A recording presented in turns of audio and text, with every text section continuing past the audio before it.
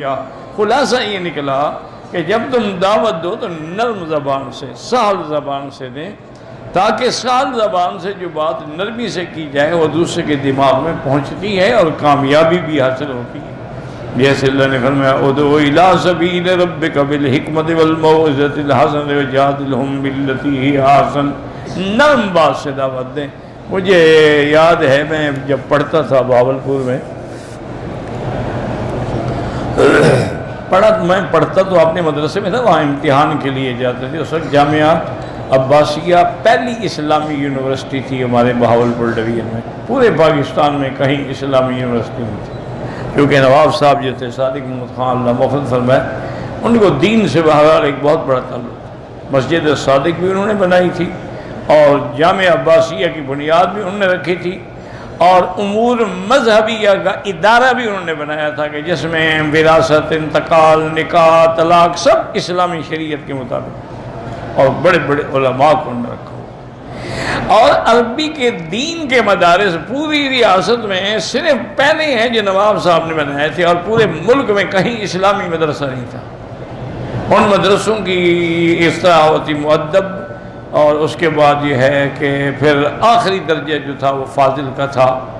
تو یہ سارے مدرسے تھے، ان میں باقاعدہ علماء کی مدرس بنائے جاتے، ان کو تنخواہیں ملتی تھیں۔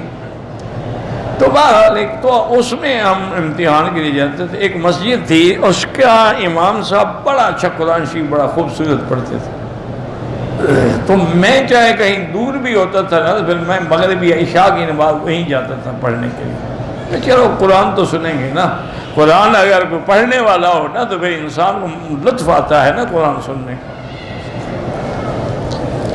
ہم دیکھا نہیں علماء حرمین، ائمہ حرمین جب قرآن پڑھتے ہیں اللہ اکبر، معلوم ہوتا ہے ابھی قرآن اتر رہا ہے آسمان۔ ہمارے ملک میں تو بس یعلمون تعلمون یعلمون تعلمون ہی ہوتا ہے، اور تو کوئی پتہ نہیں لگتا کہ حضرت کیا پڑھ رہے ہیں۔ نعتیں بڑے شوق سے پڑھتے ہیں، قرآن غلط پڑھتے ہیں۔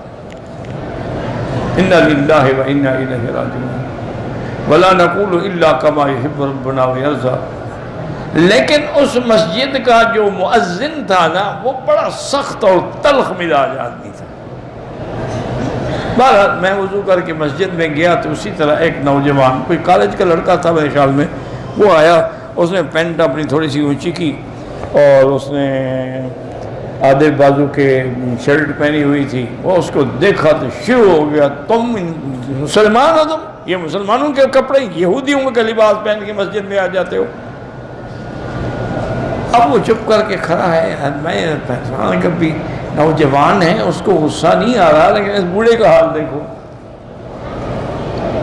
یہودیوں کا لباس پہنتے ہو، مسجد میں نہ آیا کرو۔ وہ کھڑا ہو کر اس نے کہا مولوی صاحب تم موسیٰ علیہ السلام سے بڑے نہیں ہو، اور میں فرعون سے زیادہ گناہگار نہیں ہوں کہ تم اس زبان میں میرے ساتھ بات کرو، شرم نہیں آتی تمہیں؟ بس مولوی صاحب کی بولتی بند ہو گئی۔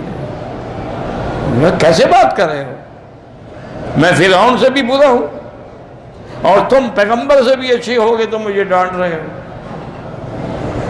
اس کے بعد پھر میں نے اس کو کسی سے لڑتے نہیں دیکھا، الحمدللہ اللہ نے اس کے لیے نصیحت کا ذریعہ بنا دیا۔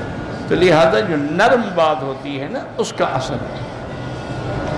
من مکہ حبیبی نور سطع المدینہ